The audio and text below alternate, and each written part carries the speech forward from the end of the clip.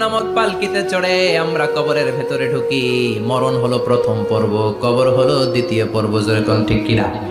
এজন্য বিশ্বনবী বললেন, আল কবর রাউদাতুম মিন রিয়াদিল জান্নাহ আও হুফরাতুম মিন হুফারিন নার। কবর হলো কারো জন্য জান্নাতের বাগান, কারো জন্য জাহান্নামের গর্ত। আমরা বলি, আল্লাহ আমাদের কবরটারে জান্নাতের বাগান বানাও। আর জোরে পড়েন আমিন।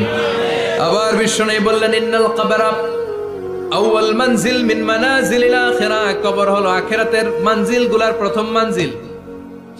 আখিরাতে একটার পরে একটা অনেকগুলো স্টেশন আপনাকে পার হতে হবে। প্রথম স্টেশনটার নাম হলো কবর। প্রথম স্টেশনের নাম কি? এই কবর নামক স্টেশনে যদি আপনি মাফ পেয়ে যান, সামনের সব স্টেশনগুলোতে মাফের ব্যবস্থা করবে কে? আল্লাহ। আর কবর নামক স্টেশনে যদি ধরা খেয়ে যান, আপনার মায়ের আছে না নাই? লাশটাকে যখন রাখা হয়, লাশটা চিনে কে আমারে রাখলো, কে আমাকে ধৌত করলো, কে আমারে কাফন পড়ালো। এজন্য বিশ্বনবী বলেছেন, মুমূর্ষের সামনে বসে বসে পড়ো, লা ইলাহা ইল্লাল্লাহু মুহাম্মাদুর রাসূলুল্লাহ। লাকিনু মাউতাকুম লা ইলাহা ইল্লাল্লাহ। মুমূর্ষের সামনে দাঁড়িয়ে দাঁড়িয়ে পড়ো, লা ইলাহা ইল্লাল্লাহ। এই লা ইলাহা হচ্ছে জীবিতদের জন্য কালিমা, আর আমরা মরার পরে এই জিকির করি, ঠিক কি না?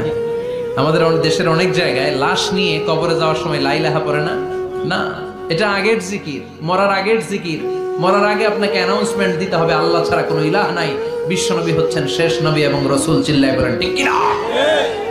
লাশটাকে যখন রেখে দেয়া হয়, বিশ্বনবী যত মানুষকে কবরে রেখেছেন তারপরে দাঁড়িয়েছেন আর বলেছেন, ইস্তাগফিরু লিআখিকুম, তোমার ভাইদের জন্য তোমরা দোয়া করো। ফাইন্নাহুল আনা ইউসআল, এখনই তাকে কবরে সওয়াল করা হবে। কবরে প্রশ্ন আছে না নাই? কথা বলেন।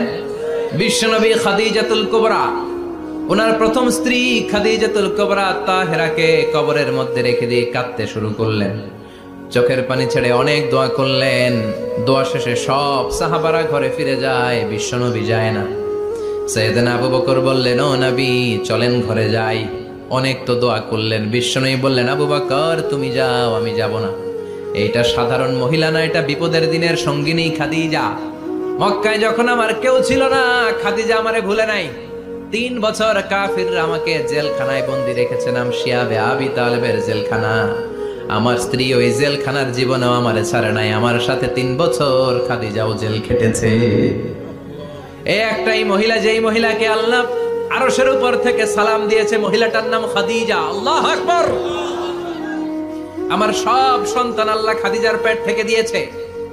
ফাতেমাতুজ জোহরা খাদিজার মেয়ে, জাইনাব খাদিজার মেয়ে, উম্মে কুলসুম খাদিজার মেয়ে, রুকাইয়া খাদিজার মেয়ে, আবুল কাসেম বিশ্বনবীর ছেলে খাদিজার ছেলে, আব্দুল্লাহ যাকে তাইয়্যিব এবং তাহের নামে আমরা চিনি, সেও খাদিজার ছেলে। সুবহানাল্লাহ।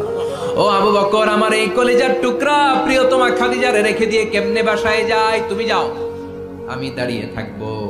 এখনই মুনকার নাকির এসে খাদিজারে প্রশ্ন করবে, আমি দেখবো খাদিজা উত্তর দিতে পারে কিনা। আর প্রশ্নের উত্তর যদি ভুল করে ফেলে, কবরের উপর থেকে আমি নিজে প্রশ্নের উত্তর দিয়ে দেব। এজন্য কবরের আযাব থেকে বিশ্বনবী পানাহ চেয়েছেন। বিশ্বনবী বলেছেন, আল্লাহুম্মা ইন্না নাউযু বিকা মিন আযাবিল কবর। ও আল্লাহ, কবরের আযাব থেকে তুমি আমাদেরকে বাঁচাও। পড়েন আমিন। কবরে মুমিনদেরকে 4টা প্রশ্ন করা হবে, কাফিরদেরকে 3টা প্রশ্ন। চিৎকার করে বলেন, মুমিনের প্রশ্ন কয়টা? আর জোরে বলেন। প্রথম প্রশ্ন, মার রব্বুক, তোর রবের নাম কি? আমরা কি বলবো? আল্লাহ আমারে রব, এই রবই আমার সব।